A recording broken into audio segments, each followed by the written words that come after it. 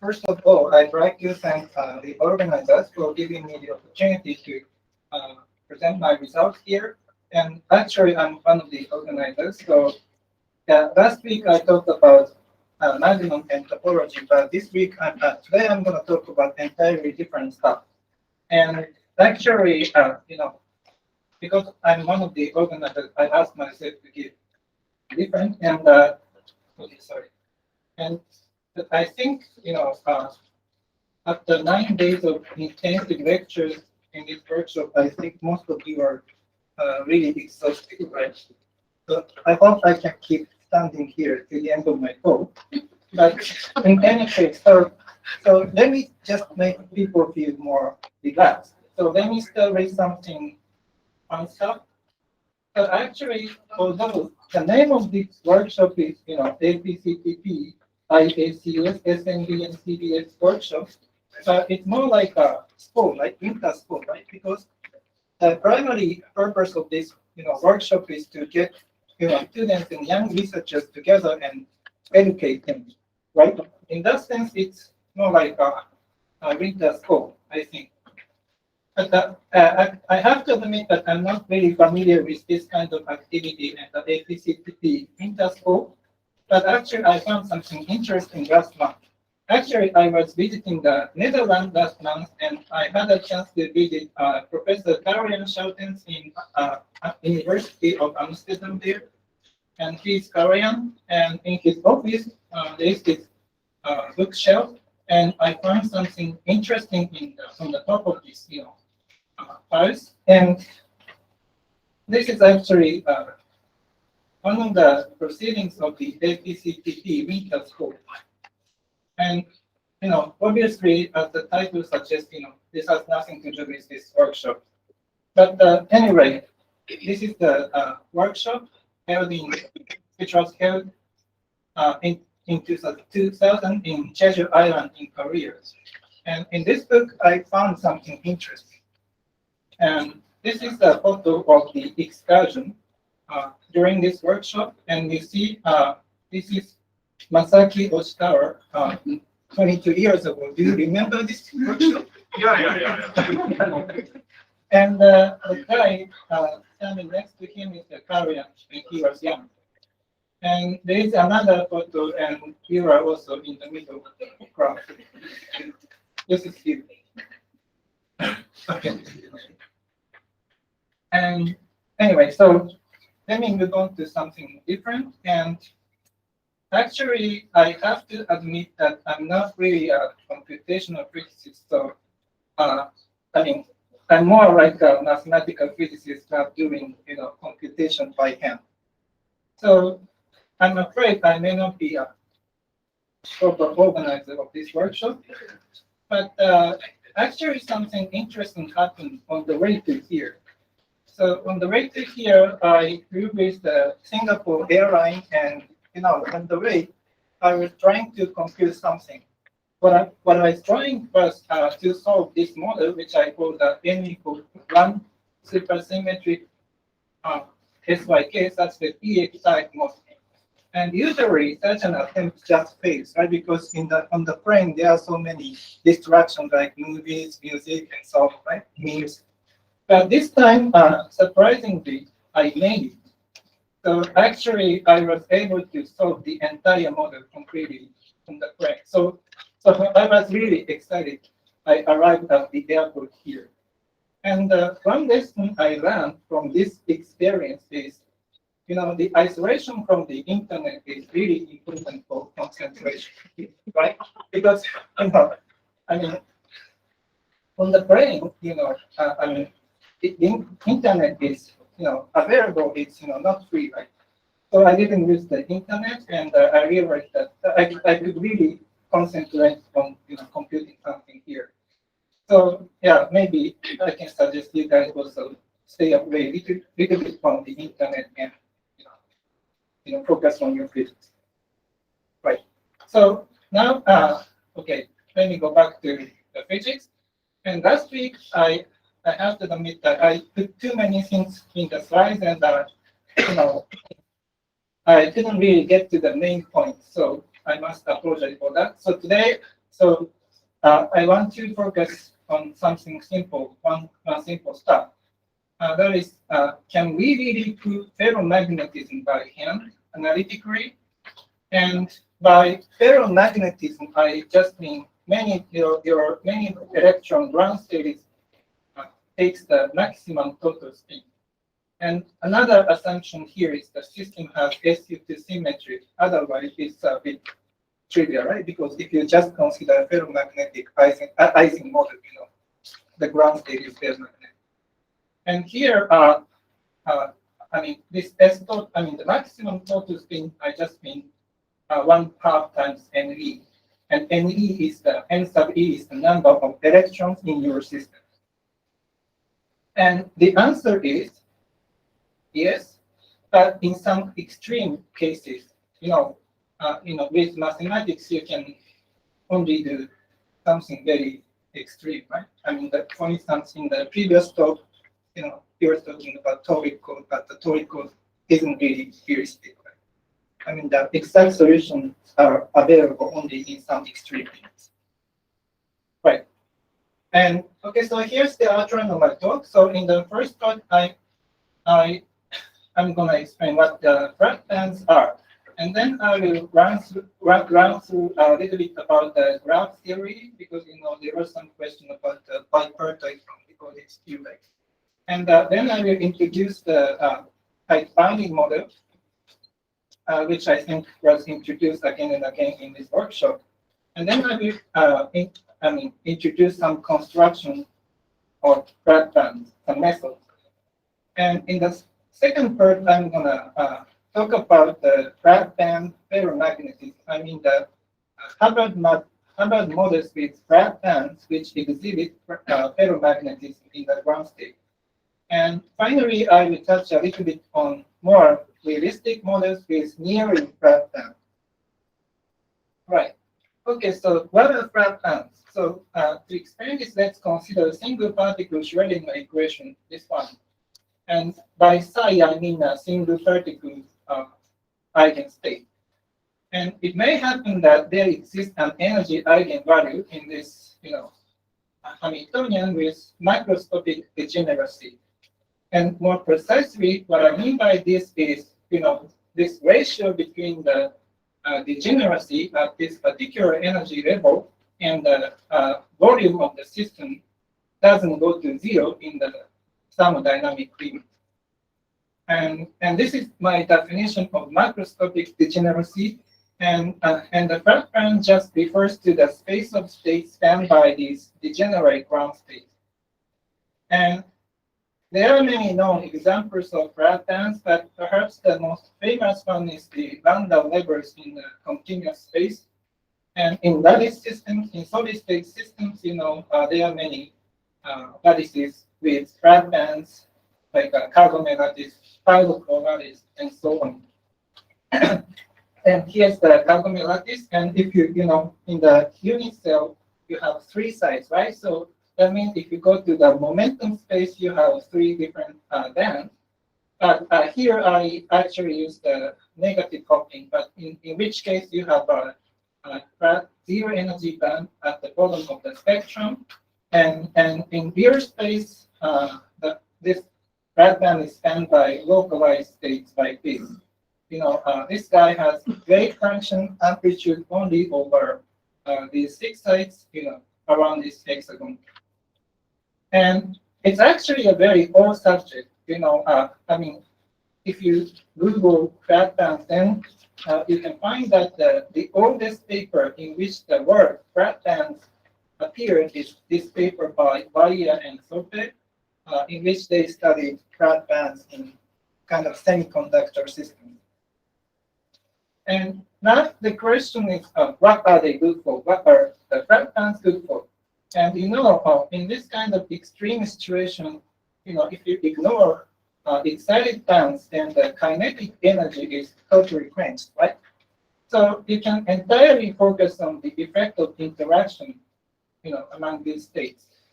So the flat band systems are interesting playground for studying correlation physics. For instance, in the case of the Landau levels, you have something non-trivial, which is called a fractional control effect.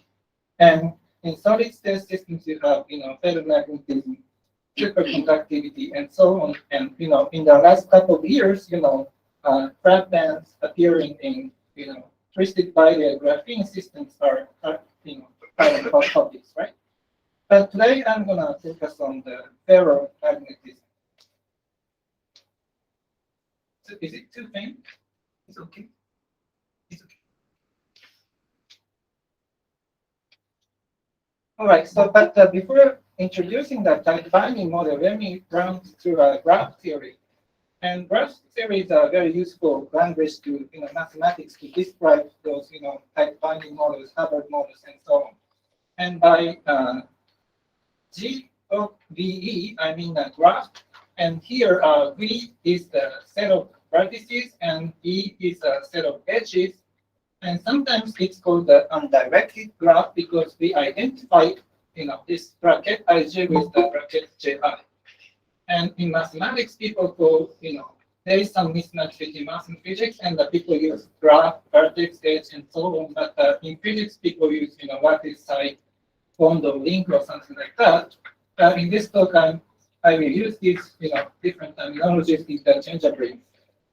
And okay, here's a very elementary example. You have 4 sides, right? 1, 2, 3, 4. And in this case, the set V is made up of these, 4 sides. And the edge set is made up of these 4 bonds: 1, 2, 1, 3, 2, 3, 4, 3, 4, and yeah, right. These 4 edges. And okay, now let me introduce the notion of bipartite graph. In this case, you can divide the V set into 2 subsets A and B in such a way that A and B are non-empty, and disjoint such that every edge connects the siding edges outside in B. But it's not so intuitive, so let me just show you one example.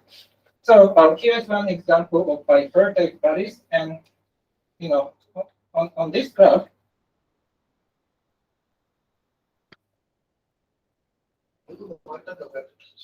I think the battery might be down. yeah.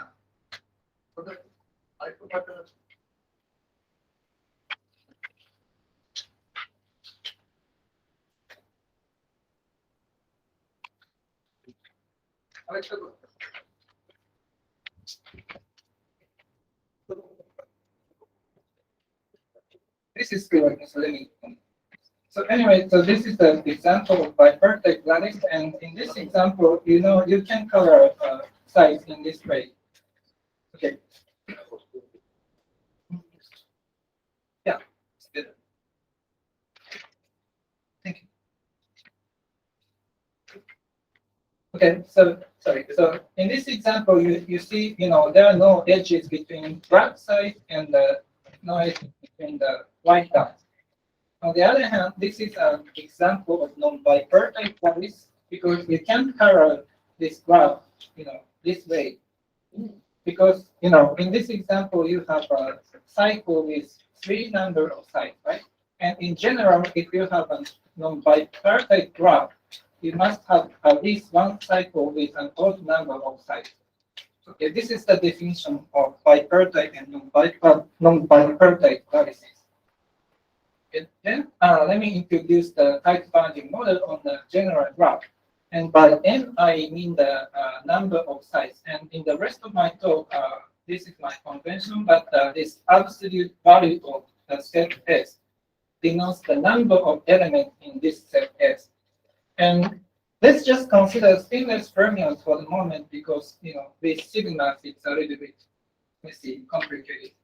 So, and by Ci and Ci dagger, I mean annihilation and creation operators of electrons, and they just obey these, conventional anti-commutation relations. And here's my Hamiltonian, type binding Hamiltonian, H half, and this Earth T sub ij is called the Hawking matrix. And actually, TII. The case with I equals J is the on-site potential. And when I and J are different, then this is 0 if, this ij is not in the edge set. But let me again just show you more concrete example. And this is an example of bipartite lattice with 5 sides. And on the vertical or horizontal edges, you have hopping T. On diagonal, you have hopping T prime. And you can really write down the hopping matrix in a 5 times 5 matrix in this fashion, right? And we could, for instance, if you have hopping T between side 2 and 3, right? Which means, the matrix, this matrix element 2, 3 is T. On the other hand, you see, you have a hopping T prime between side 1 and 5, which means you have T prime at this position. And what is important here is that the spectrum of T completely determines the many-body spectrum of H4. This is 5 by 5 matrix, but if you really think of these, C and C dagger operators as those acting on the Fock space, then this is actually, 2 to the 5 times 2 to the 5 this matrix, right? But you can actually diagonalize this many-body problem for this type finding model. And here's the recipe for the construction of the energy eigenstates. So as I said, the diagonalization of H hop boils down to the diagonalization of the hopping matrix. So let's see what it is. And actually, so for the moment, let's just consider a very general case and let's forget about translation symmetry, that inversion symmetry or something like that. So here I'm just thinking about the general case. And this, if B is an eigenvector of T with eigenvalue epsilon, then you can define the operator psi dagger this way. This is the superposition of these creation operators, and if D is an eigenvector of T with eigenvalue E, then you can see that the commutation relation between H hop and psi dagger is epsilon psi dagger. And this means that acting with psi plus on an eigenstate of H hop just raises energy by epsilon. This is quite similar to the algebraic solution of harmonic oscillators, right? And then, so you can actually write down the eigenstates, at least formally. And the vacuum state is an eigenstate of H4 with energy 0, because in the hopping Hamiltonian you always have the term like C dagger C, right? But because if you add with C on the vacuum, you just get 0, right? So the vacuum is a zero energy state. Then, general eigenstates of the H hop take this form, right? So acting with various psi daggers on the vacuum, then you get the eigenstates of H hop. And here are these N1, N2, N3, blah blah blah.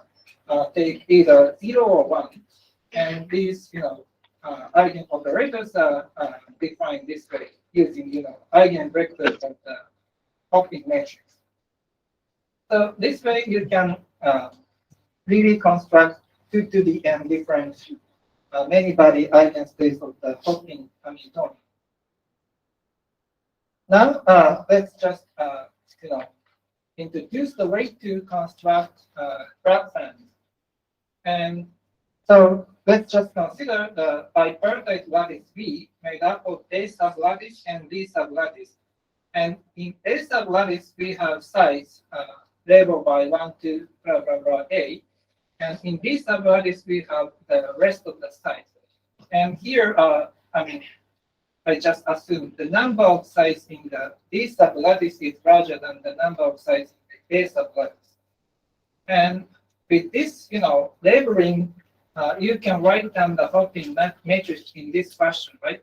Here 0 is just a 0 matrix. All the matrix elements are 0. But these diagonal matrices are, related to each other by the Hermitian conjugate, because this should be Hermitian in total. And if you square the hopping matrix, then you will get these diagonal blocks, SA and S sub B.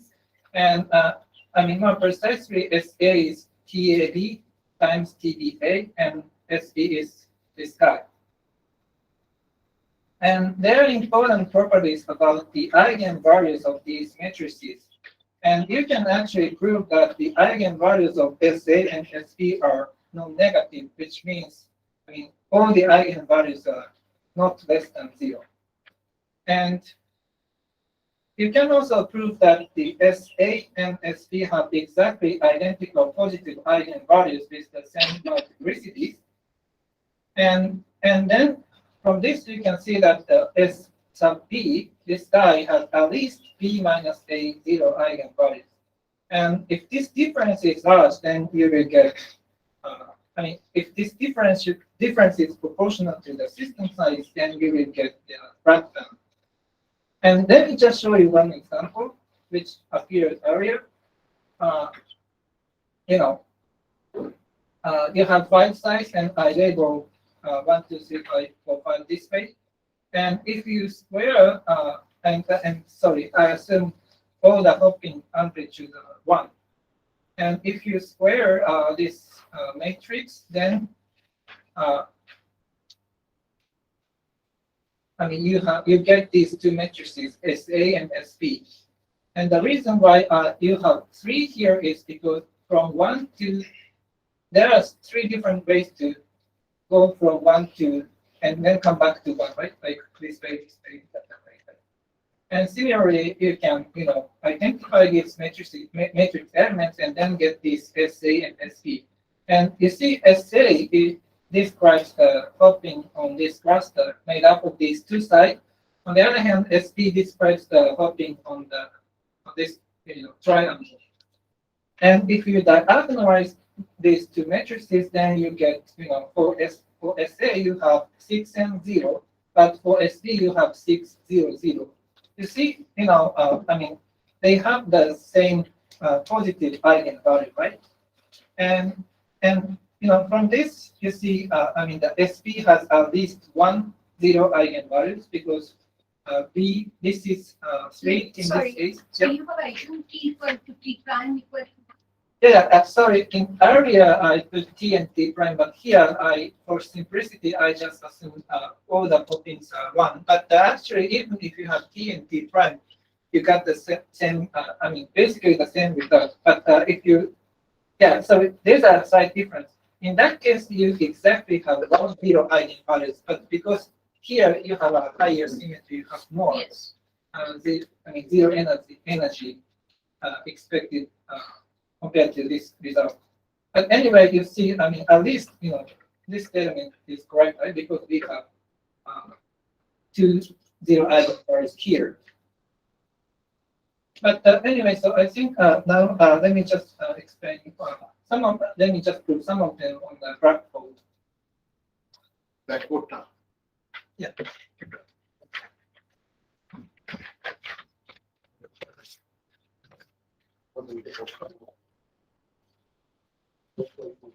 What is the connection between 1 and 5 more, I mean 3 in this?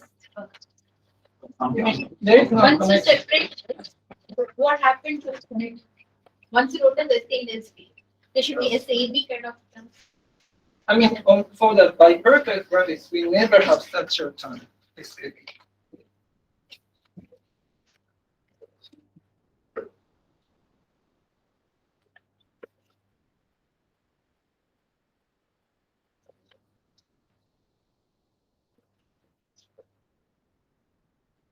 So, okay, let me first explain why we never have negative eigenvalues. So, but, okay, let's just consider SB, which is TAB dagger TAB, right? And suppose this vector V is eigenvector of SB with eigenvalue lambda. And let's also assume V is normalized this way. Then, because it's normalized, you can pick lambda by this inner product, right? V SBV. This just means the inner product between this vector and that vector. And then if you plug this in here, you get the TAB, TAB,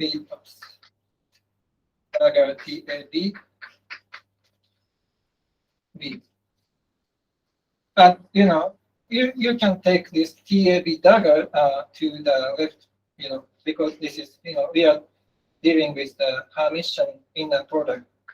So you can write this way, right?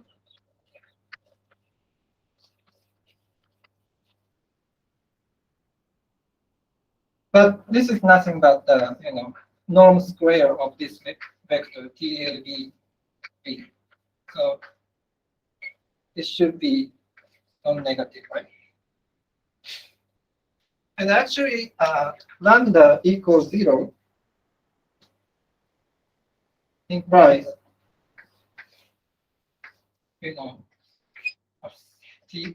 B equals 0 and vice versa, right?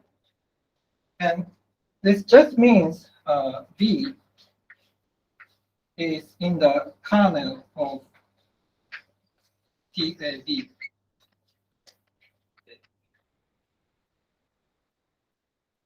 Any questions? What is kernel? Kernel? Yeah, let me explain.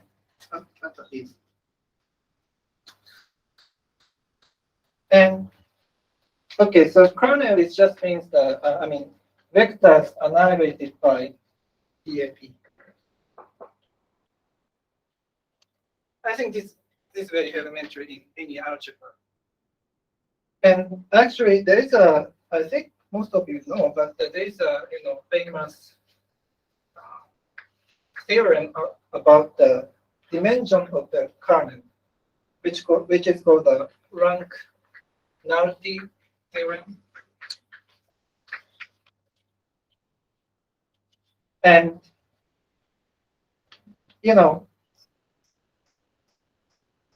have two vector spaces V sub B and V sub A. And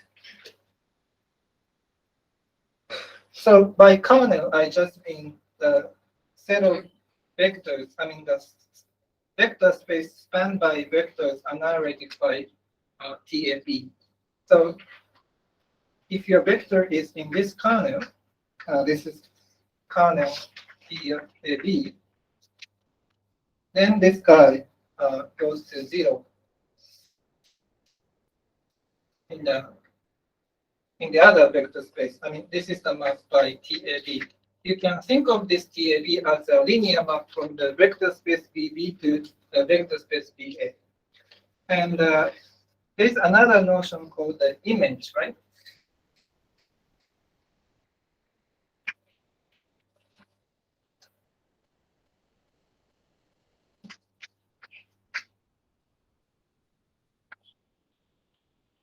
And in general, image is a sub-vector space of VA. And what is known is the dimension of V sub B is equal to the dimension of image TAB plus the dimension of image, kernel TAB. So yeah, I don't prove this because it's a little bit involved, but let's just trust me. And as I said, this image is just a sub-vector space of VA. You see, this is less than dimension of VA, right? Then you can get this inequality, dimension of kernel TAB is greater than or equal to the dimension VA. V sub B minus dimension V sub A. And in our particular case, dimension of VB just means the number of sites in the B sublattice. So this is actually just a B here. And this is the same as this guy. So this way you see, the dimension of the kernel, which is related to the number of zero energy states for the hopping matrix, is bounded by the difference P minus A.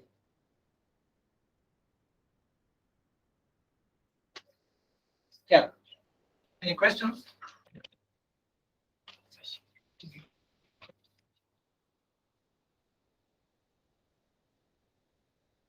Okay, now let's go back to the slide.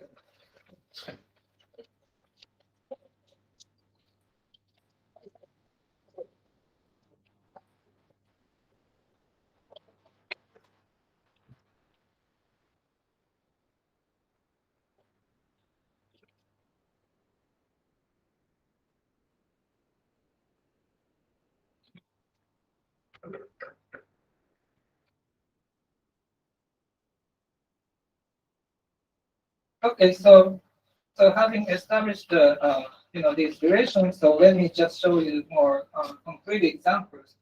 And this is an example what I found in Sutherland paper in the 80s, and this is for the dice lattice, and the unit cell looks like this. And in this unit cell, you have 3 sites in the A sublattice, and you have 6 sites on the B sublattice, which means you have at least 2 times the state, 0 energy state.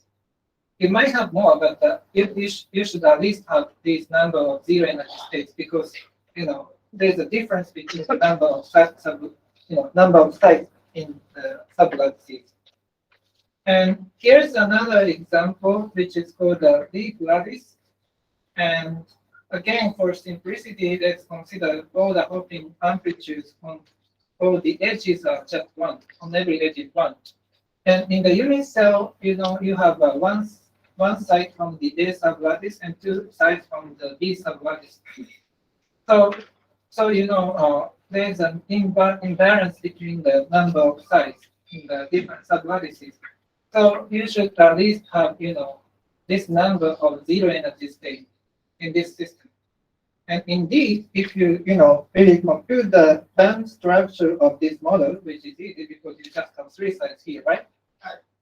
Yeah. So how do I know that the resultant flat band is trivial in the sense that they can be separated out, or like in leaf lattice, I think, or in Kagome, where I cannot separate out? Band touching? Yeah. Oh, So yeah. is it guaranteed to give me a non-trivial flat band? Yeah, that's a little bit subtle problem. I'll come to that one later. Just a second. So anyway, so if you diagonalize the Hamiltonian in momentum space, then you just find these 3 bands, right? And in the middle you have a 0 energy flat band, and this band is spanned by the localized eigenstate, which is looking like this. And yeah, concerning your question, actually, this guy has the amplitudes like 1 minus 1, 1 minus 1 in this alternating fashion, right? So that means, you might think, let's just consider the model on the torus. And you might think you have, the number of these localized states is the same as the number of these truncated. And that's true, but the problem is if you add them up, just this amplitude, then you just get 0, right? If you add all of them up because of this alternation. But there is actually the other 0 energy states, which look like, they are non-local states, winding around the torus like this. You have 2 additional these non-local 0 energy states, which are not written by the linear combination of these localized states. That means, you have, if you have n unit cell, you have n plus 1 0 energy states in this system. That's why you should see the band touching here, because otherwise, you don't have additional one state, right? But actually, if you consider, for instance, random hopping amplitude, but if you don't have on-site potential, then you exactly have in this number of zero energy states, and there is a cap. If you consider disordered case or dimerized case. And okay, so and if you square the hopping matrix for this leaf lattice, then you will find two different lattices, because if you square the hopping matrix, then you have SA and SB, right? And for SA, you have like hopping model on the square lattice, and for the SB, you are left with the model on the lattice made up of white dots. And this is the lattice called the checkerboard lattice. And if you again diagonalize the model in momentum space, first you see the cosine band on the square lattice, and for the checkerboard lattice, you find this, two bands, and actually, positive energy bands are the same, identical, according to the properties I mentioned in the previous slide. But in the checkerboard lattice, you have additional zero energy band. And actually, by construction, you see this, localized state in the leaf lattice just, takes over to the eigenstate in the model in the checkerboard lattice. So is it because you now have this cross convecting compared to SA and SP? Which one? So if I compare between the SA and SP, of course, this flat band and extra thick, that's coming because you have this cross kind of hopping. What do you mean by the cross? Like if I really look at a square placket, then of course you will have also alternately some cross kind of hopping. I mean, in this lattice, right? Yeah. I'm just trying to understand where from this destructive thing is coming. Yeah, you were exactly right. So because you have plus minus in this fashion, right? Yeah. So there is a destructive interference between plus coming from here and minus. Yeah, you were exactly right.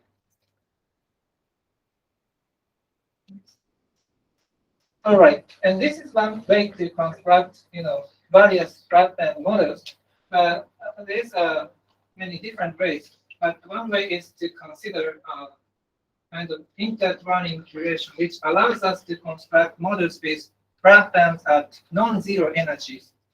And this is where, again, elementary linear algebra becomes very powerful. So let's consider matrices T and T prime, and they share common eigenvalues if there exists a matrix C, non-zero matrix, such that TC is equal to CT prime. And this is also very easy to prove, but because my time is limited, let me skip it here. But I mean, there's a more convenient way to rephrase this in this fashion. Yeah, if you go to the momentum space, you have a T of K, which is just a momentum space Hamiltonian. And in some cases, you can find this kind of relation. And here, C of K is a matrix, but the T more means the hopping matrix on the finite molecule. And you see, if you have this kind of relation, then this tells us that T of K has eigenvalues which are given by the eigenvalues of the binding model on this molecule. But again, let me show you some concrete example. It's actually written in a paper here. This is an example which I call the decorated honeycomb lattices, and I'm not very sure, but in chemistry literature, people consider this kind of lattices, and which they call the alpha graphene. And here you have Q plus 2 sites on each edge.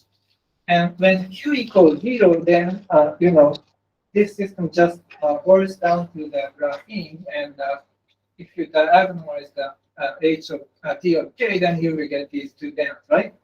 And Q equal 1 case just, reduce it to the previous case. So because of the invariance between the, number of sites in the different subvertices, you have a zero energy band in the middle.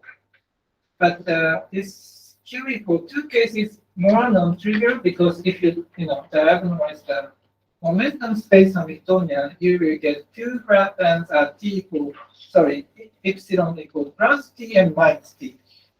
And they are the same as the eigenvalues in this molecule made up of these two sites.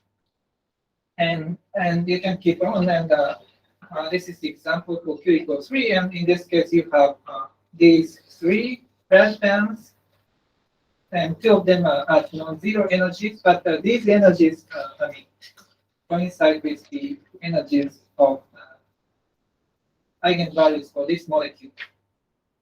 All right. So any questions so far? What happens if you go to infinite limit?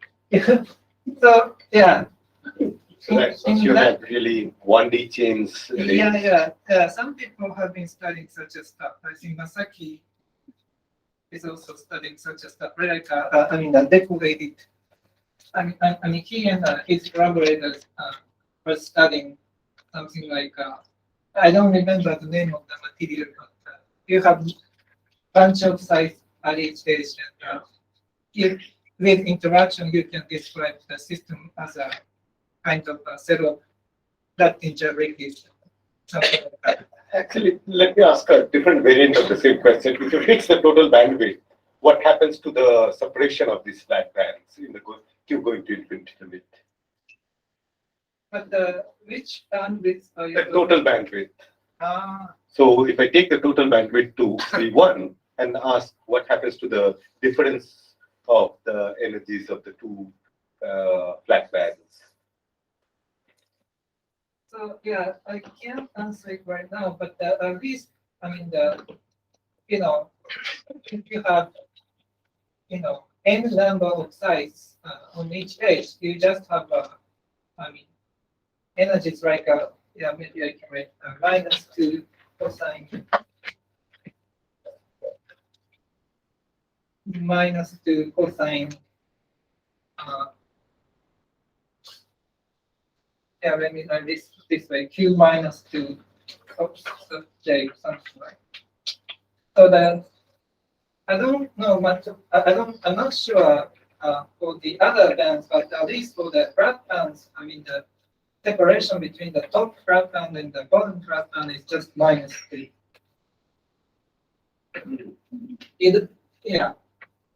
It's fine even in the infinite QE.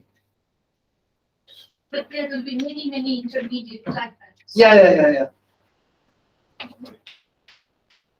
So Distance between then No, distance between them. The distance between the top and the bottom flat band is fixed. fixed. Yeah. So What happens in between? In between, you have infinity. They just form a continuous.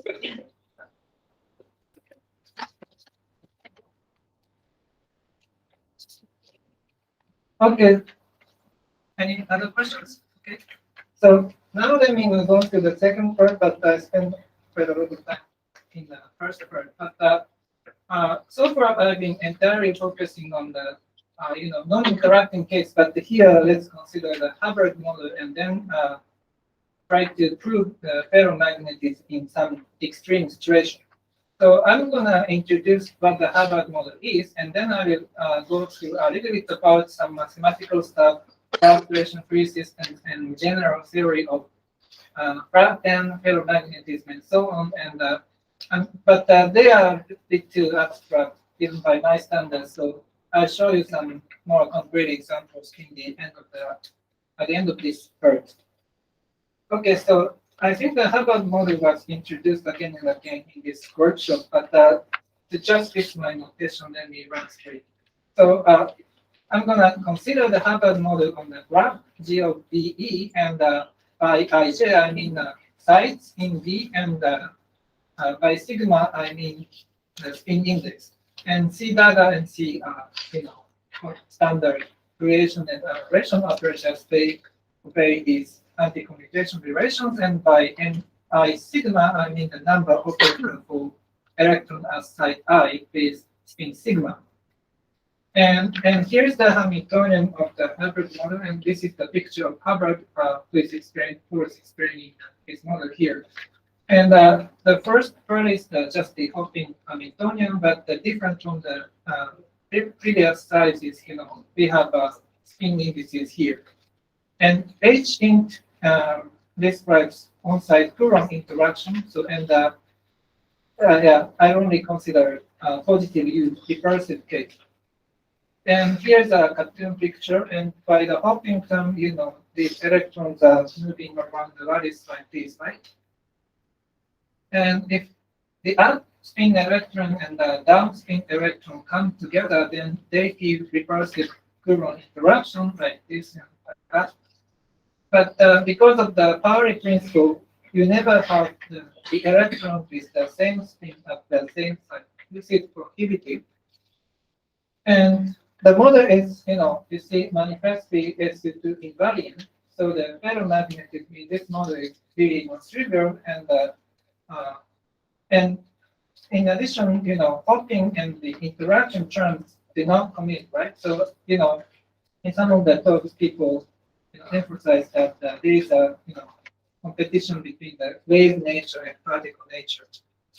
And the question I want to address here is, can we really get a simultaneous ground state of both stage hop and aging? And the answer is actually yes, in some cases, with Pratt. And so, but before going into the details, let me just run through a crash course in inequalities. And there's a very nice, introduction to this stuff in book by Harutasaki or his review. But in any case, let me introduce some definitions here. And here by H, I mean a finite dimensional Hilbert space, but you can just think of it as a vector space. And by A and B, I mean the Hermitian operators on H. And okay, so these are the definitions, and we write A is greater than or equal to 0 and say A is positive semi-definite or PSD for short, if the expectation value of A in any state type is non-negative. And we write A is greater than or equal to B, A is greater than or equal to B if A minus B is positive semi-definite. And important lemmas just follow from these simple definitions. And okay, lemma 1. So A is positive semi-definite if and only if all the eigenvalues of A are non-negative. And you can prove this by just considering the spectral decomposition of A, because it's always possible because A is Hermitian operator. Okay, lemma 2. So let's see an arbitrary matrix on H. It's not necessarily Hermitian. Then this C that C is positive semi-definite. And one nice corollary here is the any projection operator is positive semi-definite, because the definition of projection operator is just a P square is P, right? And because P is Hermitian, you can always write P equal P dagger P that way. So that's why it's positive semi-definite. And the final one is if A is positive semi-definite and B is positive semi-definite, then the sum of them is positive semi-definite as well. All right. Now we are ready to introduce the notion of frustration-free system. And the idea actually dates back to a very old paper by Anderson in 1951. And here's his paper, and it's actually just a half-page paper. Unlike these days, people didn't have to write a lengthy paper. Write was easy at that time. But anyway, the paper is short, but what he's saying is really interesting. But okay, but he was actually studying the Heisenberg model here, but let me just generalize a little bit and consider the total Hamiltonian rhythm in this fashion. So the Hamiltonian is just the sum of H sub j, and each H sub j satisfies this inequality, which just means the lowest eigenvalue of H sub j is EJ upper node. And then you see from this, from the just the variational principle, you can prove that the ground state energy of the total Hamiltonian is lower bounded by the sum of these EZL. And he used to obtain a lower bound for the ground state energy with antiferromagnetic Heisenberg model in his short paper. Okay. Then, so what is frustration-free Hamiltonian? This is the case where the equality here holds. And here's a more precise definition. So this H, which is the sum of Hj, is said to be frustration-free if there exists a state psi such that it's annihilated by, sorry, not annihilated, I mean that it satisfies this relation. I mean, of course, you can, shift the origin of your energy, and you can make it deal, but anyway, this is the definition. And there are many examples of frustration-free systems, but perhaps the most famous one is the S=1 Alfred Kennedy Reed-Masaki model, which was introduced in the tutorial lectures by Professor Ramosesha. And this is the Hamiltonian, and this S in one operators. And Tori code was introduced in the previous lecture. But what I wanted to say here is that flat and ferromagnetism is also another example of frustration-free systems. Okay, then let me explain why. Also 10 minutes. 10 minutes? Yeah. Yeah, sure. Why Kraft and Hubbard model is frustration-free? So here, let's just assume this our opening matrix is positive semi-definite, and also let's assume the dimension of the kernel, which is the number of zero energy states, D0, which is 1, 2, 3, or something. And this is just a schematic picture of the spectrum of E, and you have D0 states, zero energy, and you have the other energy levels. And this kernel P is spanned by the linearly independent vectors, which I denote by B alpha k. You have D0 number of states, which are zero energy states of this hopping matrix. And then from these vectors, you can construct zero energy eigenoperators of the hopping part, right? I mean, they just commute with the hopping Hamiltonian. And you see, because the hopping matrix is positive semi-definite and the lowest energy state, single particle state is zero, I mean, you never have negative energy states in the as a many-body eigenstate of H half, which means H half is positive semi-definite and H in is also positive semi-definite because you can write the interaction terms in this fashion, like something dagger something. Right? And this means, if you have a zero energy state in the total Hamiltonian, which is the sum of H hop and H int, it should be a ground state. And actually, the ferromagnetic state written in this way is a zero energy state of H flat, which is the sum of these two terms. And because I mean, it only involves these A's, so I mean the kinetic term just vanishes on this state. And because the spins in these states are all the same, or up or down, they never feel on-site Coulomb interaction. So I mean it doesn't cost any energy for the H in. That's why you have these relations, and this is a zero energy ground state of the total Hamiltonian. Sorry, so this is the schematic picture of this state. So this model is frustration-free. And because of the SU2 symmetry in the Hubbard model, they are, its SU2 rotations are also the ground state of the Hamiltonian. Can you write it explicitly as a sum of commuting projectors? No. I mean, same form as AKT or something. Actually, I mean, there is a big difference between the model like the Tori code and in this kind of model because the Hamiltonians, local Hamiltonians are not commuting with each other. Yeah. that's also true even in the AKLT, right? I mean, they are written by the sum of projections, but those projections are not commuting to each other. Right, right.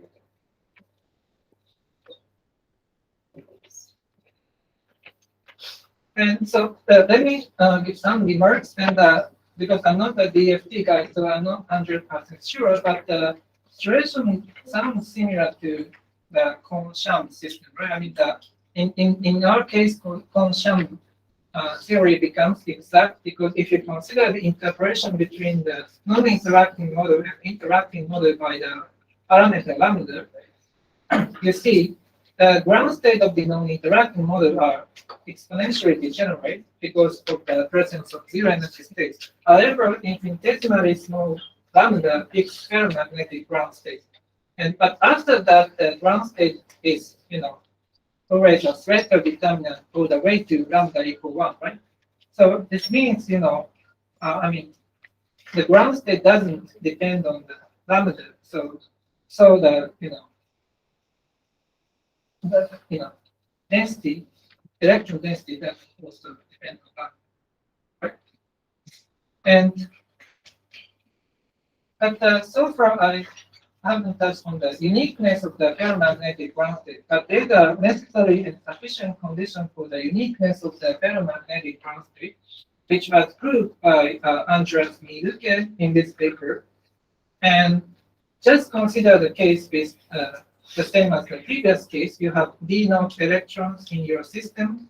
Then the ground state has this maximum total spin and unique apart from the trivial degeneracy due to SU2, if and only if the projection to current T is irreducible.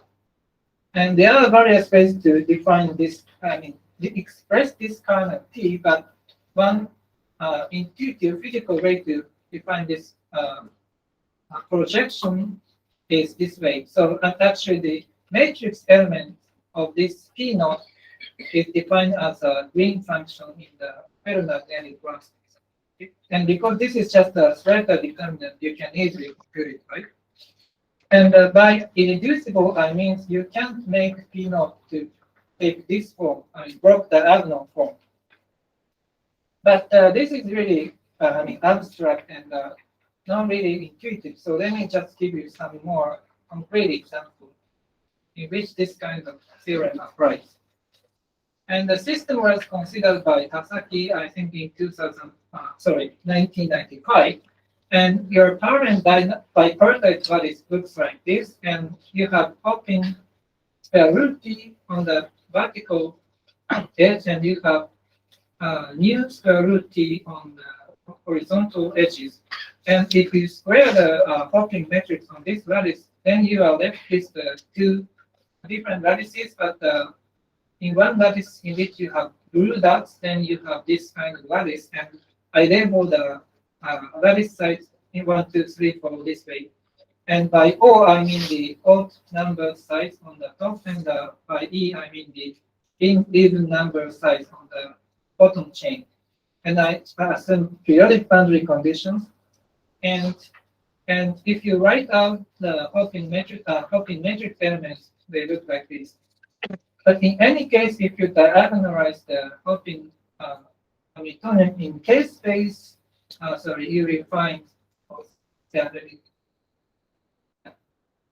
will find this dispersive band and flat band at zero energy. And so this is your hopping Hamiltonian. And what is interesting is you can, in this case, you can write this hopping Hamiltonian this way, and this B is a local operator, looks like this. And this is the B1 alpha, and this is B3 alpha, and so. And this flat term is spanned by localized eigen operators, which looks like this. And for instance, A2 sigma is looking like this curve, and this is O4 sigma. And you can easily see that they span this flat band because each A anti-commutes with B, so they span the flat band.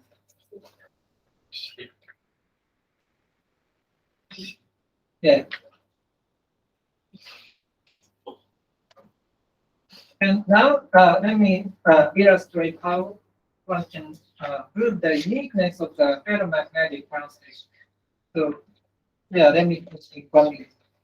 So the Hubbard Hamiltonian is just a sum of linear interaction terms, and it looks like this. And if you see, this is obviously positive semi-definite, right? And let's just consider the case where the electron number is the same as the number of unit cells. And if there exists a zero energy state of H flat, then it is a ground state. And these are zero energy conditions because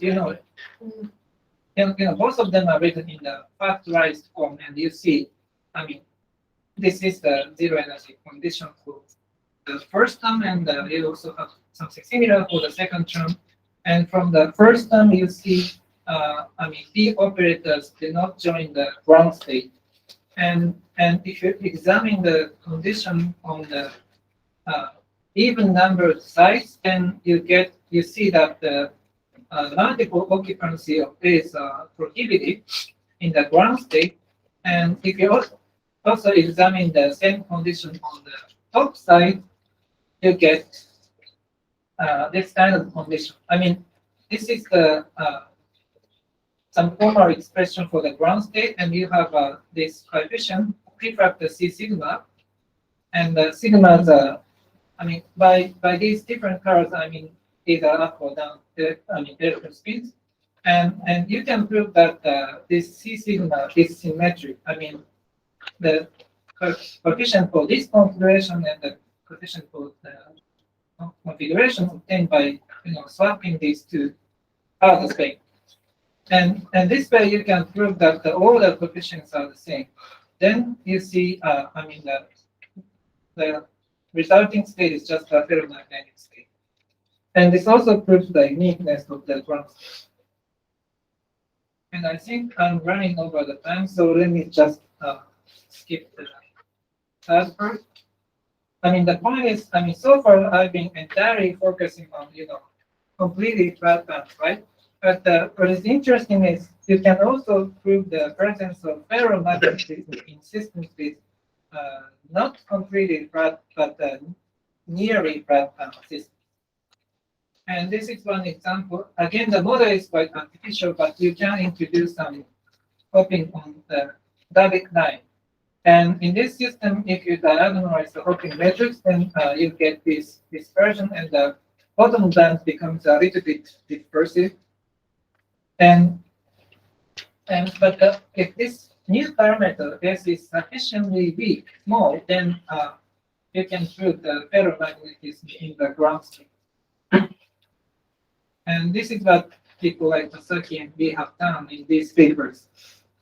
And the proof is quite involved, so let me skip it here. But actually, so there's one way to use a computer to find the region in which you can prove the ferromagnetism. Actually, by decoupling the Hamiltonian into this form, I mean the flat band and some other terms, and then this H sub k is has support only over these 5 sites. And then by diagonalizing this small cluster, then you can find the region in which this HK is positive semi-liquid. And it actually gives sufficient condition for the ground state to be ferromagnetic. And this is where computer is really useful. But we also have completely analytical proof in this particular model. So I think yeah, I should stop here. But yeah, thank you very much for your attention.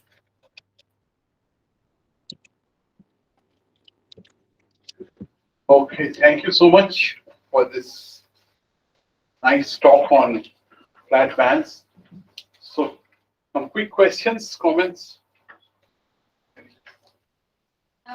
Of course, you had this ferromagnetism in the flat band starting from a Hubbard model and etc. But if you get into the band like pictured, there is also something which is called a stoner model. Yeah. And there also, if you have such kind of really sharp peak density of state, you do get magnetism just by stoner model. So how do you connect this to picture? But yeah, but as far as I understand, the stoner criterion or something like that is, relies on kind of mean field treatment, right? But here, but in some sense here, I mean, the point is mean field becomes example, like a Hosho case. So there might be some relation, but maybe I can emphasize that this is just, completely rigorous, right? I didn't really use anything mean field. Well, in stoner model, it's not really been built in the sense that it can actually make an expansion of the magnetic energy, and you can show that stoner parameter is actually an atomic parameter, exactly like your U parameter. U times the density of state, right? Yes, exactly. That's greater than 1 or something. Yeah. Any- So that would be related to this condition, right? I mean that here, I mean the bandwidth is related to this S, and that is what. U must be like plus, condition.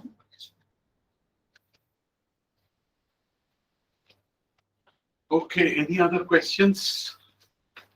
Okay, can you just continue? Hi, thanks for the Nashta. Can I go to last slide? I mean the Sorry. Yes, in this case, so it is in quasi-flat band limit. You said you are getting ferromagnetic, but is it all like at any filling or only a half filling, or away from half filling in this case?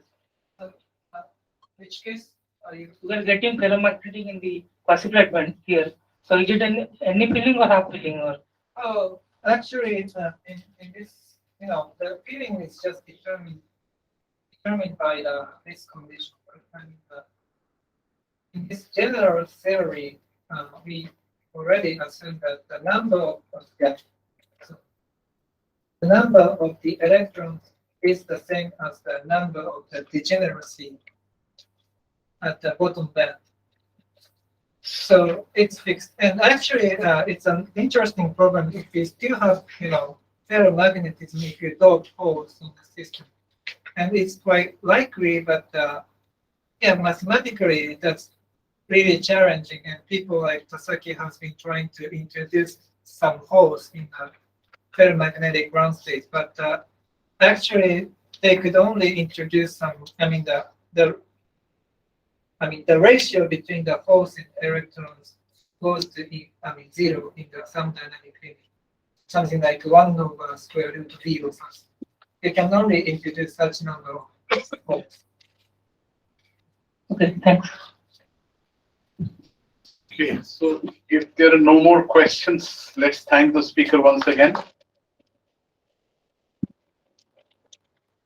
Well, so I guess the workshop comes to an end. So this was the last talk. So maybe we'll just make a few remarks, and that's where we would possibly end.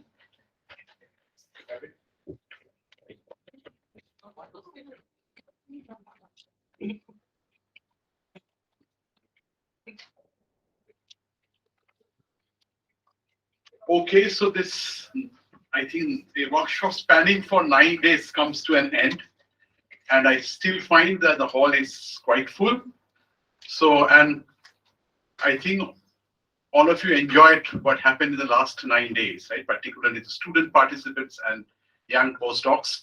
And of course, thanks to all the speakers for giving excellent talks, taking a lot of time in preparing, particularly people who give the tutorial talks followed by tutorial sessions.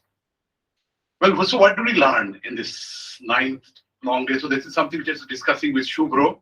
So we essentially covered a pretty wide span, right? So I think the part A was devoted to how to map this interacting condensed matter problem to a non-interacting one, and which you would say was working in an energy scale of several EVs, right? This is what Kohn-Sham equation, GW, and stuff like that. And then what we did, then we essentially got input from such calculations and constructed models. And I think Professor Ramashesha gave a very nice talk how can you convert or how can you obtain parameters for Hubbard and the Heisenberg model, right? You write down a simplest model for strongly correlated systems, which is a Hubbard model, and then you can do a strong coupling expansion, get high spin models and so on. And this is something, right? So the energy scale is something on the order of MeV.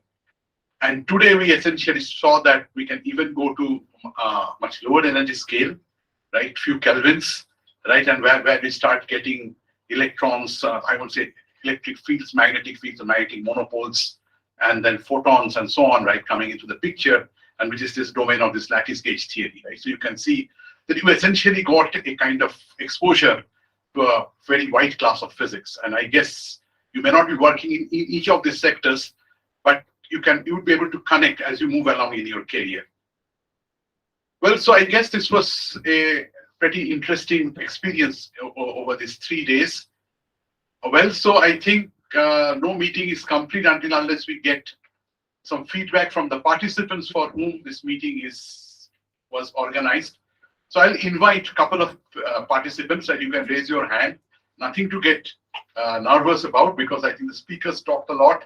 I, although I was not a speaker, also talked a lot. But now I think we'd like to hear maybe a couple of words, right? So maybe I'll invite our participants from Vietnam, right? So can one of you come and just come here, right? And tell us your experience. Yeah, can you just take the microphone there? Just can you raise your hand? So the question is that you can tell us how do you like the place? But the lectures helped you and so on. You can even answer in yes and no. So, thank you for inviting all of me to come to the workshop in India. So this is the first time we come to the India, and we have a many interesting experience in India about food, and somewhere to sightseeing is very interesting, and people here are also very nice and friendly. So about the lecture in the workshop, I think it is very useful and how to say, useful for all of you here, go to here, and we can learn more about DFT and DMFT for calculation something about my research. So I'm really appreciate the time to India. So thank you very much. Okay, thank you so much. Right, so anybody else? So why not from someone from here, right, who are scared about the exams? Like, why don't you give? So I think you are one of you, right? So why don't you? I don't know your name, right? One, yes, on the right, yeah, yeah. Huh? Wait, I'm just telling, right?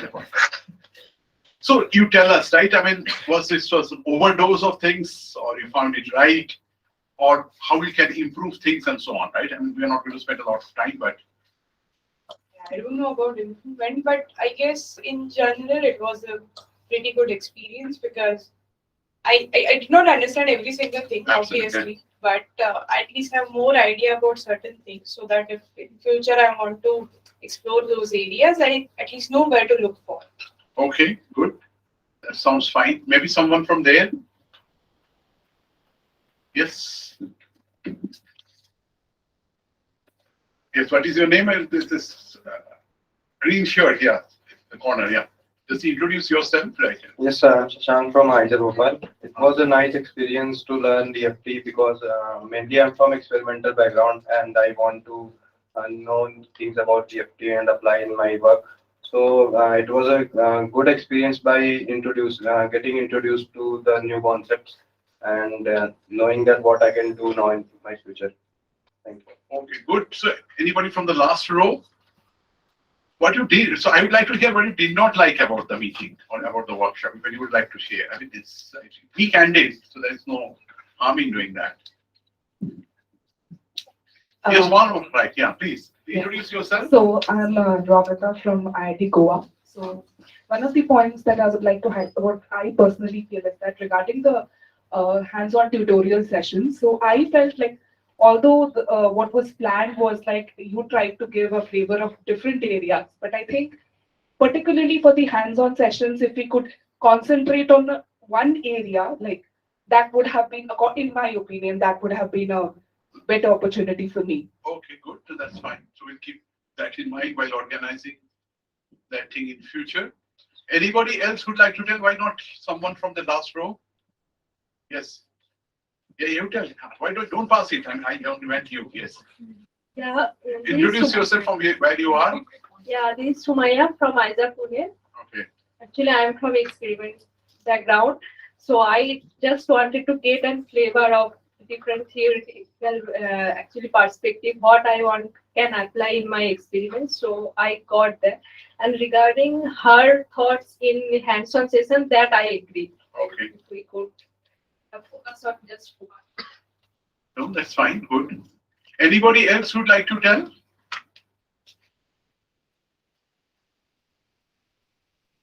Okay, so if not, so I think we're planning to have a Google form, right? This is what we planned. So if you post it, to just put your comments and suggestions, right, which will be helpful in doing such things in future. So I think we'll not drag it beyond because we are all tired. But I'll request my co-organizer Manoranjan, who did most of the work with his team, right? And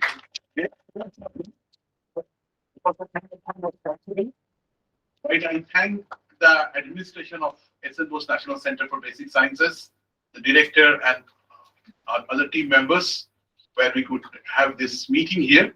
But the formal vote of thanks will be offered by Manoranjan Kumar. Yeah, thank you.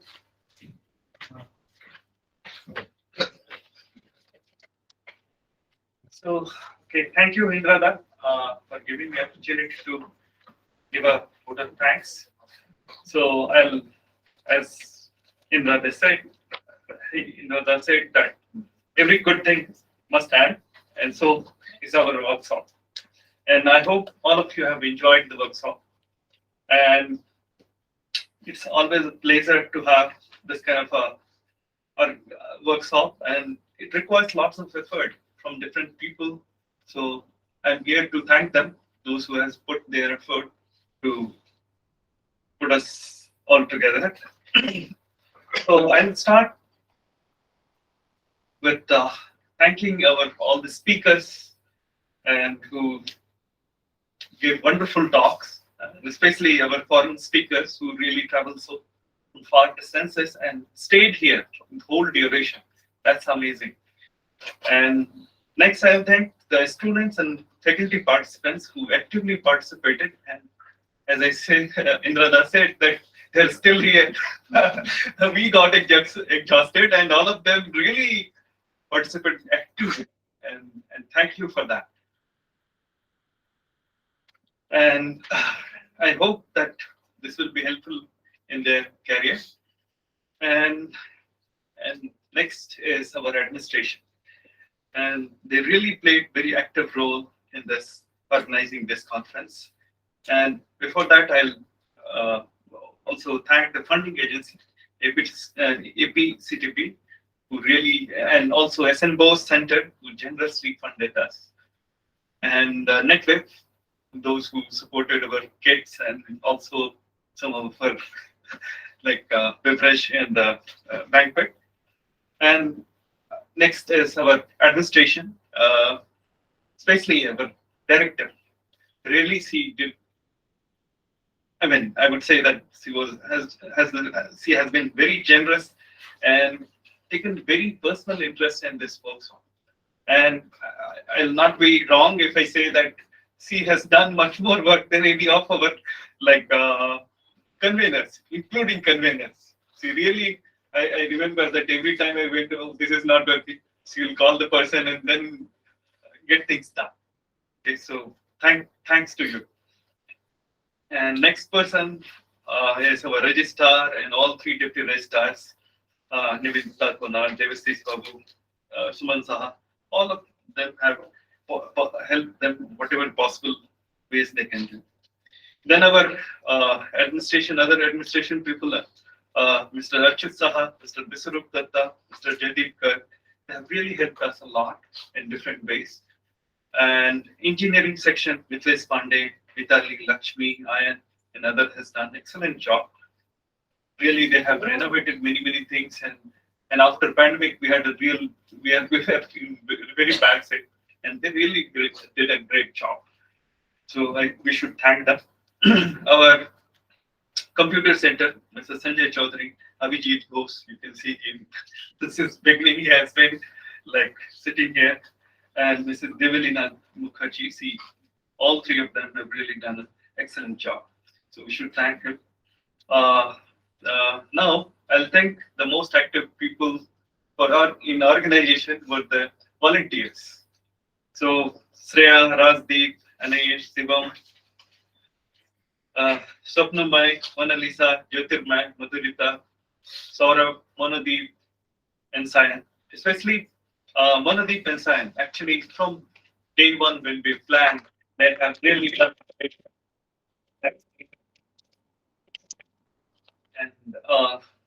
And also thanks 4 of my colleagues who really actively participated as a local organizer members, Nitesh Kumar, Abhijit Chaudhary, Arijit, and Saki Sami, and they did really wonderful job.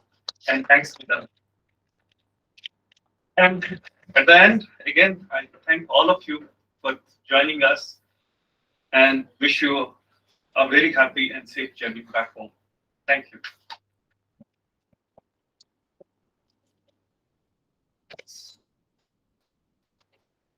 Okay, so I think your dinner is arranged in the same place, Vasundhara.